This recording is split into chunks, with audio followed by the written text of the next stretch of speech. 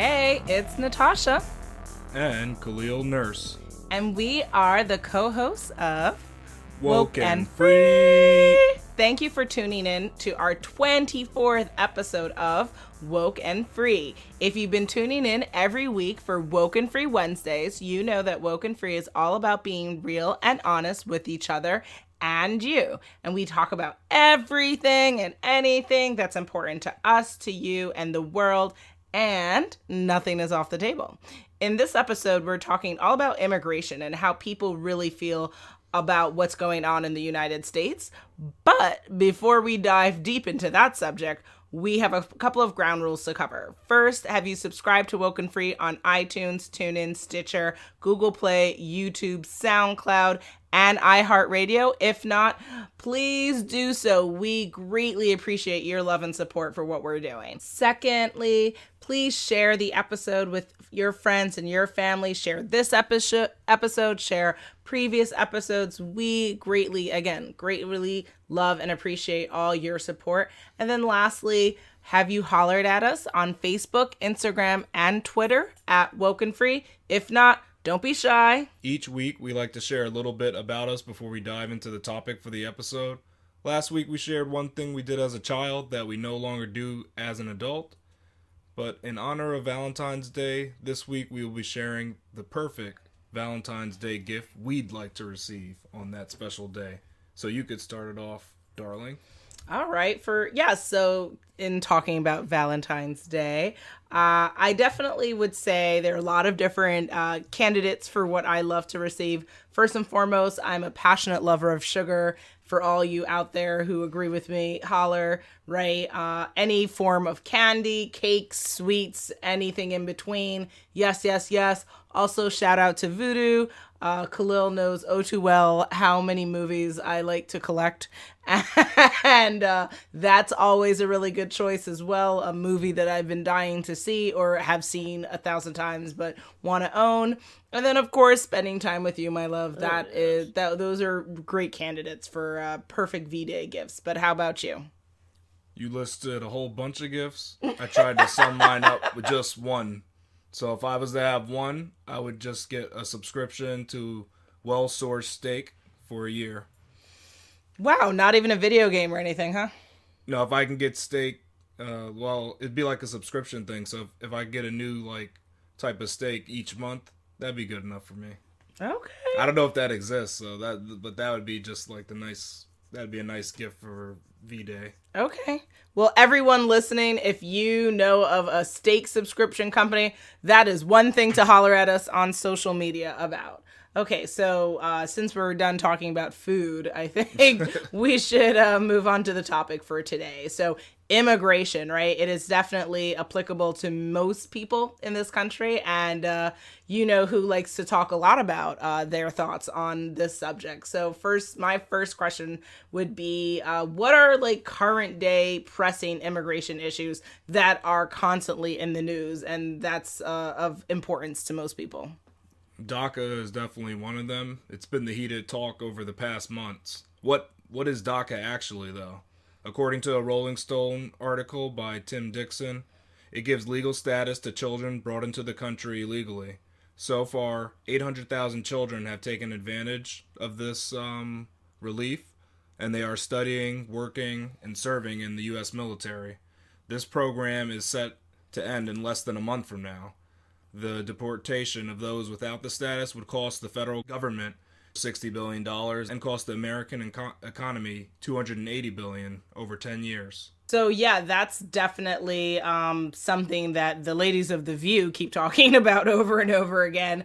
And I think it's, I didn't even know about the cost or think about the cost of the deportation, actually, if all of the DACA kids are forced to leave. But that seems really absurd if that doesn't get resolved. And I think, the date is sometime in next month, actually, right? So that's one thing.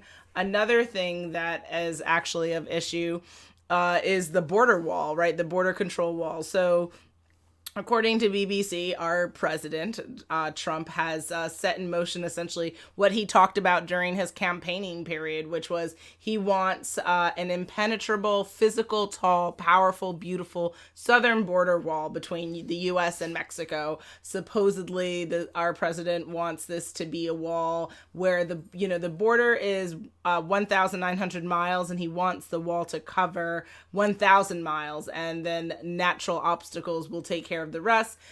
This is a wall that's probably predicted, according to Trump, to be between $10 billion and $12 billion, but estimates from other people in government or engineers think it's probably going to be a lot more than that. And then the kicker is that our president wants this to be paid by Mexico, which Mexico is saying good luck with that. So what are your thoughts on that? Yeah, that to me is a big mess. Mexico's not going to ever pay for that wall. Why would they? There's no incentive for them to do it. I don't know why that was mentioned, to be honest. That's just strange. And then also this wall is kind of interesting. I actually went to Mexico a couple of months ago. I mean, I don't know if all parts of Mexico have it, but the part that I went to, they had a wall up. So it's not even like it doesn't exist. Like there is technically... It's kind of a gate, but it's not a gate in the sense that you think. It's more like a wall. Like it's made of cement and it's pretty big and not something that you can just like put a ladder on and climb over or something you can even dig under. So there is like, it's not like there's this like a chain link fence that people can jump over. There is something there currently. Well, I want to know, how do you feel like why do you think he even proposed this though? Well, it's probably to prevent illegal immigrants from crossing over. Because if you look at movies and sometimes in the media you hear about illegal immigrants coming from Mexico. I don't know if this is so much the truth though, as we'll find out later when we go into statistics. But they try to make it, I guess, media tries to make it seem like tons of immigrants are increasingly crossing the border, but that's not actually true. Like, illegal immigrants crossing over has gone far down over the past couple of years. Okay. How do you feel about these major immigration issues? Primarily focusing on like the two main things, and again, there are other immigration issues that we could talk about, but those are, I feel like those are the two main things that are of topic. As a proud Jamaican American person, both my parents come from Jamaica. I grew up in Manhattan, Lower East Side of Manhattan, and I spent a lot of time with Caucasian people, non-Caucasian people, and the common thread that I find amongst most people is that most people are not from the United States. Most people are from elsewhere. So, whether you're from the Caribbean, you're from Africa, you're from India, Scotland, you're Irish, you're Italian, you're French, you're German, you're English. The thing is, most people, unless you're native to this United States, which most people are not, everyone here is an immigrant. So I'm not quite sure what the kind of, I guess this type of, not hatred, but bigotry and like, kind of animosity towards this immigration towards the United States. Now, granted, people are focusing on the idea of illegal immigrants because supposedly they are doing XYZ, right? Which we will talk about some of the myths associated with illegal immigration, and immigration period. But I think that people are having generally like a nasty attitude towards non-American people, and to be American is to be born elsewhere. But that's what I think. What do you think? Yeah, it just seems counterintuitive to me, wanting to deport people that are contributing to the U.S. It doesn't make sense. It's going to be expensive to send them away. Like I was saying before, $60 billion. That doesn't make sense to just like throw away trying to deport people. And it's also unfair sending people to a country they don't know anything about just because their parents came from there or whatever have you. I don't think it makes sense. If they grew up here and they're working, I want them to pay taxes just like every other hardworking American should. Absolutely. And you make a fair point, right? That I think what needs to be thought about is the punishment. And it is a punishment to send someone, to rip someone away from their family who has had no control over them arriving in this country. And they've continued to be a contributing person to their community and our economy. And then you're saying to them, sorry, guys, JK, you can't live here anymore. Seems really cruel and unnecessary because they didn't bring themselves here. Their parents or whoever brought them here, and then they've continued to do the right thing while they're here. Then why are they now kind of demonized as like problem people when that's not in any way true at all? When it comes to immigration, what do you think are the stats? According to Center for American Progress, approximately 43.3 million foreign-born people live in the U.S. More Mexican immigrants are actually returning home than arriving in the U.S. Women outnumber men in the foreign-born population. More than half of immigrants are homeowners. Immigrants are becoming homeowners at a faster rate than U.S.-born citizens, actually. Fewer than 1 in 5 immigrants live in poverty. Immigrants are they're actually less likely to commit crimes or be incarcerated than U.S.-born citizens. Illegal immigration, as I was saying before, has declined slightly after continued growth for decades. More than 6.1 million U.S. citizens live with illegal immigrants who would be eligible for reprieve under DAPA. DAPA is like DACA, but it's for the parents of the children who are unauthorized immigrants. Okay, yeah.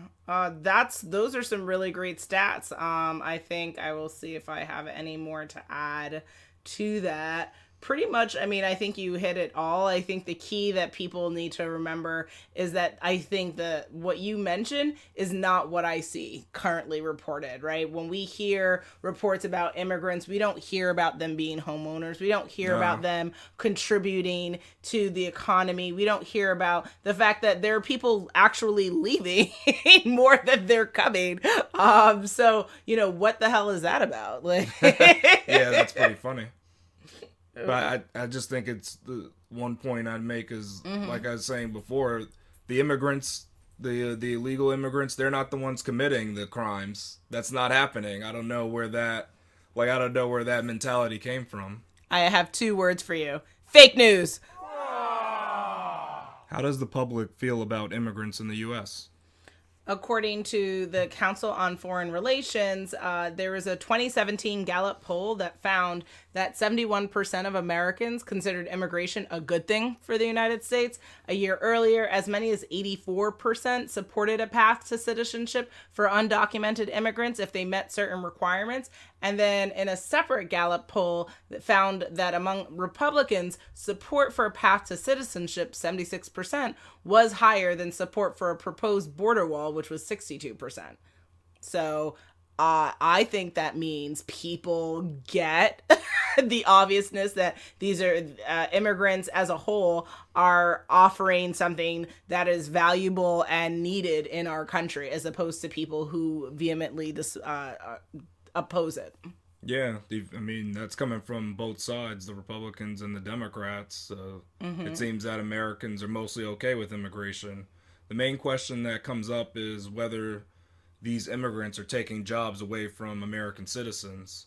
CBS News found that 65% of Americans said illegal immigrants mostly take jobs Americans don't want, actually. So these illegal immigrants aren't, as they try to say sometimes, taking away jobs from good, hardworking American folks. They're actually taking the jobs that American folks they don't want to take. They don't want to try out for themselves. They don't want to do those jobs. Absolutely. There are plenty of jobs in the United States where people, U.S. citizens, are not interested in taking, but other people from other countries are willing to take it. That is, hey, that's proof that people will do what they need to do to live their lives. And that actually leads to my question, which are like, what are common beliefs and myths that are discussed or associated with immigrants? What do you think? Just like I just mentioned, the immigrants taking American jobs is one. The one, I mentioned that earlier as well, that immigrants commit more crimes. Another one is immigrants use resources without contributing to the economy, etc. Okay. So yeah, so on ADL, which you can find, again, all of our resources on WokeNFree.com, goes through 8 really common myths that are associated with immigration. We won't get through all of them, but we'll discuss some of them. So first one, immigrants are overrunning our country and most are here illegally. Have you heard something like that? Yeah.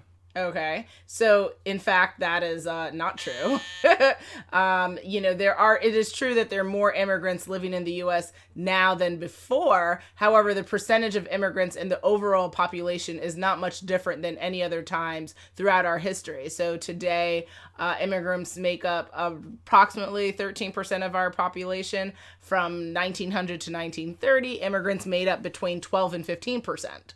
So, and similar spikes occurred in the 1850s and the 18 histories. So historically, I think it's on trend is what ADL is reporting. Also, during those periods, immigrants successfully became part of American society, helping to build the thriving and diverse country that we have now. And there's no reason to believe that today's immigrants are in any way not interested in following the historical trend for the benefits that our country has seen by having them here. Also, more than 60% of immigrants in the U.S. today have lived here for at least 15 years, and a large majority of them have lawful status, meaning that they're not here illegally, that the majority of them are here illegally and or have obtained legal status.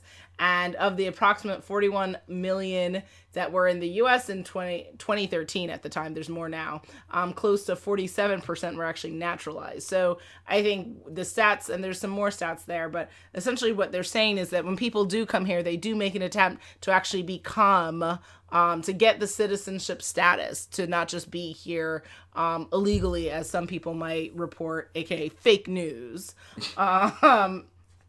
The next myth we can go through is immigrants bring crime and violence to our cities and towns, right? You mentioned this as well. If anyone thinks yes and is shaking their head, hold your horses, guys. So public figures, you know who, and people in our media have claimed that, immigrants are killers, that they're rapists, that they're bringing crime to the U.S. And after studies have shown, immigrants, regardless of where they come from, their status have no bearing on like those types of crimes that are taking place. And actually, you mentioned it before, they're less likely to commit those types of crimes or be incarcerated as compared to like native born citizens. So again, fake news. Yeah.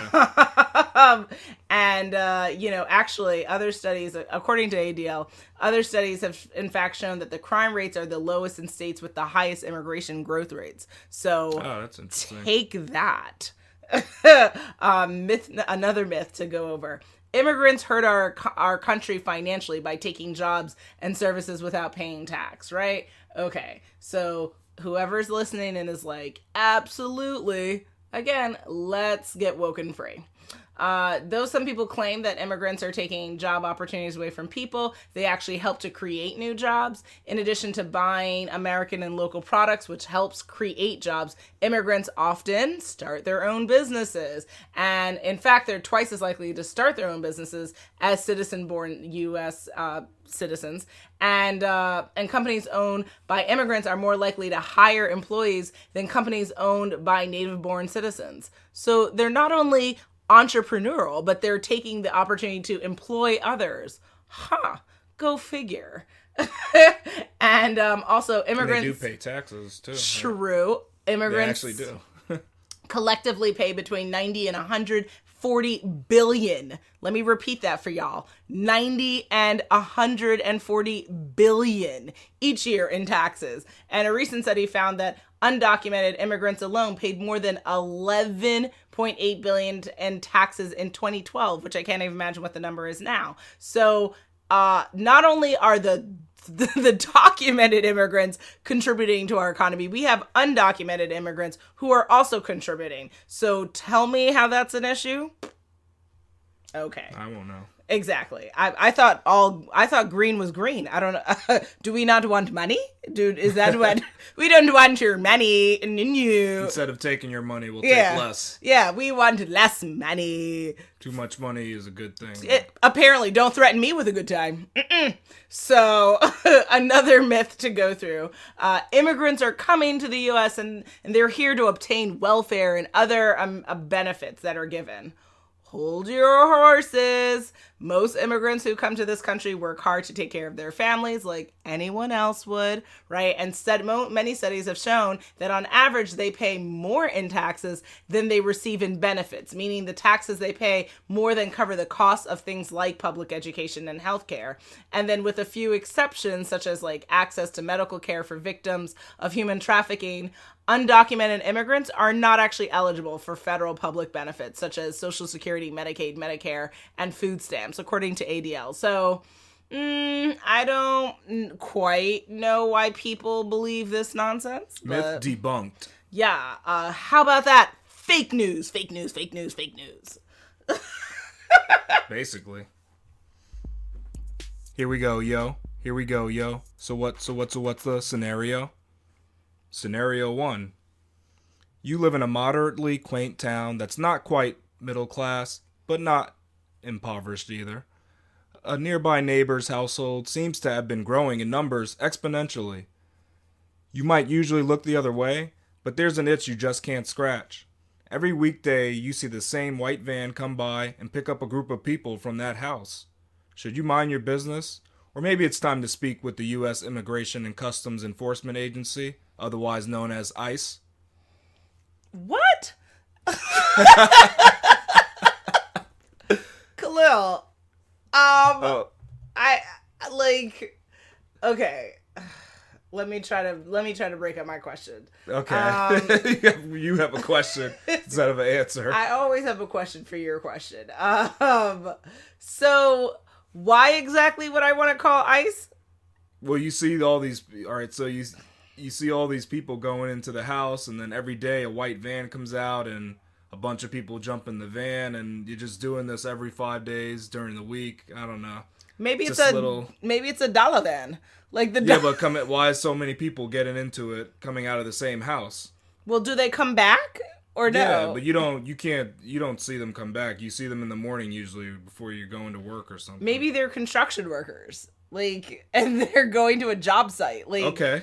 All right. I mean, I don't know. That's just to me, it just seems a little intense to be like, I see a group of people every day, and so I don't know what's happening. I'm gonna call the ICE. Like, it just seems a little dramatic to me. Again, I love Young and Restless, but I mean, come on, man, we can't. We have to control. So you don't think there's a group of legal immigrants living in this house? I mean, is the house well kept, maintained? Is the property looking good? It used to be, but not anymore. There's so many people in there. There's no way you can keep up with that. Do other people in the neighborhood have issues with this house? This is a one-family home I'm talking about. And there's a lot of people there, like a lot, where it's kind of like that might be too many people for that one home. I mean, well, now that's another issue. Because that's what it seems like. It's like overpopulated. That's what I'm trying to get across from this. I don't know. To me, it just seems like it would be inappropriate for me to step out like that. I think if I really had a concern for child welfare issues or something like that, maybe I would, want to speak to a government employee. But at this stage, I don't know. I would need more information to want to jump to that decision. But how about you? So then you would mind your own business is your answer. Yeah, live your life. Let other people live. We have to live. I would go over and I'd figure out how I can get on that white van and earn some extra cash. Here you go. Stand up time. Ridiculous. That's my answer. Mm-hmm. Scenario 2. Elena is a hardworking, unauthorized citizen who was brought to the U.S. at a young age. Her parents shortly passed when she was a young girl, and she has been living with some of her cousins that were actually born in the U.S. She has been in the country for over a decade and even pays taxes. Elena now wants to become a U.S. citizen. Does she deserve the right to be a U.S. citizen, or should she be deported to her home country?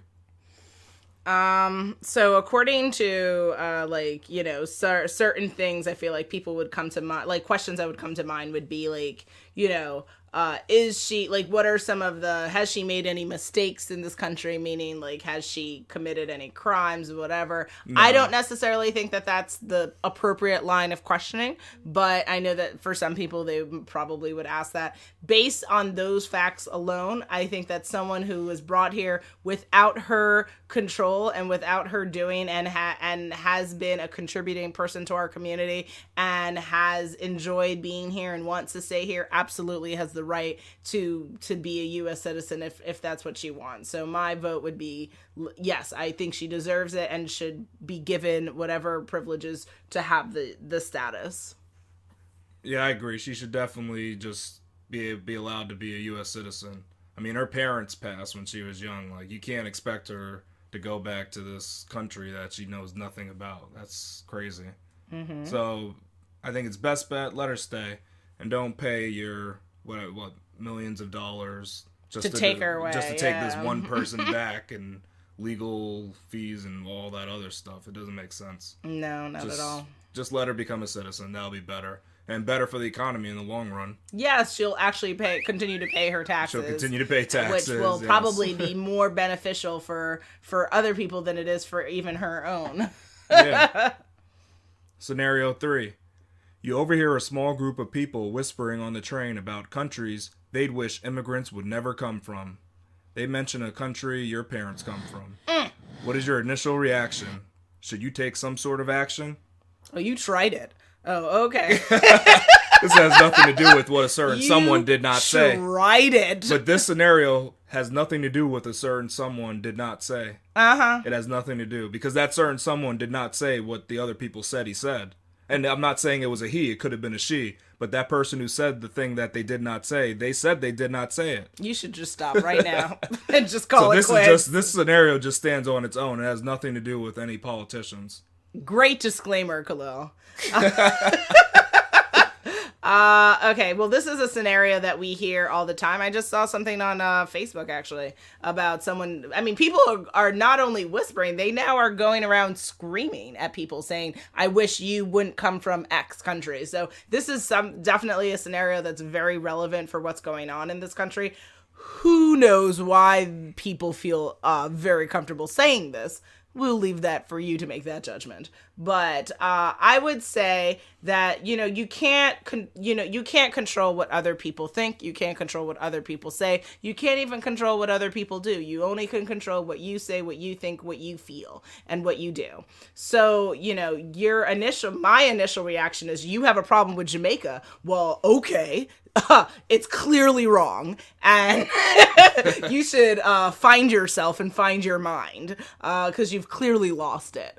But is there action that I can take? No. I mean, if I'm in an area that I can walk away and get out of that area and not be purview to that negativity, then that's the type of action I would take. But if this question is insinuating if I'm going to bust a cap in somebody's ass, then no, I'm not going to resort to violent action towards that person's ignorance and hatred and bigotry. But, what I would try to do is if I was subject to this type of a scenario, I would think about ways that I could help promote the positivity of immigrant culture, like Caribbean culture or other types of cultures, if I was of a different background.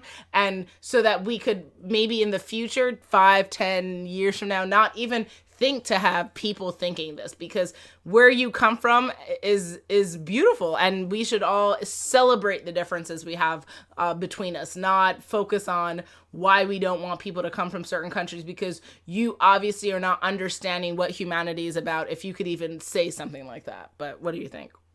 Yeah, at this point, you probably should not react physically or verbally with this group. You don't know what they've been doing for the evening or whatever time of day it is. They might be a little rowdy or inebriated. There's no point to get into that. I think a better action would be to just, if you have a blog, maybe write a post about it. Sure. Kind of like spread some knowledge on these countries that people think so little of, because we don't know it, but some of these people are actually really educated. Some of these immigrants from those countries. Most immigrants, actually. Yeah, they actually have a high degree of education. Yes, more education than U.S.-born citizens. Yeah, so that's people get these thoughts in their mind that have no bearings on facts, and they think that becomes their little opinions become facts from no basis at all, just from fake news. Yeah. It's crazy how these people get ideas and then all of a sudden this is the truth. Your opinions are not the truth. Well, yeah, I mean, people need to look up the dictionary between the difference of an opinion and a fact. Because just because you feel some way doesn't mean it's fact. Doesn't mean anything. Yeah, you gotta go and do some research. Don't just take a guess like, that country's so poor, nobody can be smart there. Nah, that's not. That is not a good way to think. It's the incorrect. That's wrong thinking. Yes. But people have to be educated. And, another type of action one could take is coming on podcasts like Woke and Free. Exactly. So, I think the basis of this conversation is to urge everyone to think with some type of educated grounding and foundation for what you're going to say and also going to share in the world, because your words have power and they affect people, and it's better to speak on some type of grounding and education than to just speak nilly-willy and sound all sorts of different kinds of ways. And contradict yourself too. That's the problem when you stand on these opinions with no ground. You just go full circle and just start biting yourself. Exactly. And you just promulgate the term fake news over and over and over again. So let's try to avoid that in life. But then you throw in things like alternative facts and then everything's all good. Well, of course. But we digress. Instead, we actually have run through things and we are at that time again. And okay. Yeah, it is the end of our 24th episode of Woke and Free. So beautiful. What did we talk about? We got serious, guys. We really talked about immigration. We talked about how people feel about the topic. We talked about some myths regarding immigration. So if there's anything that you missed or you want to be woke and free all over again, go ahead and rewind and enjoy the conversation. Join our conversation even. But will I leave you hanging for what's next for our next episode? Drum roll, please. On our next episode, we will be discussing financial education. Make sure you follow us on social media to follow along in the conversation, and make sure you tune in next week for WokeNFree Wednesday to join the conversation at WokeNFree.com. If you want to be a guest on the show, which I know you do, submit a topic for an upcoming episode, share how you feel. If you feel like you want to revisit a topic, hit us up on our Contact Us page at WokeNFree.com. And y'all know I say it over and over again. You don't forget, we are super socially media friendly, active, all that good stuff. On Facebook, Instagram, Twitter, hit us up at WokeNFree. So please subscribe, share the episode, and make sure you come back to join the conversation every Wednesday for Woke and Free Wednesdays. Until next time.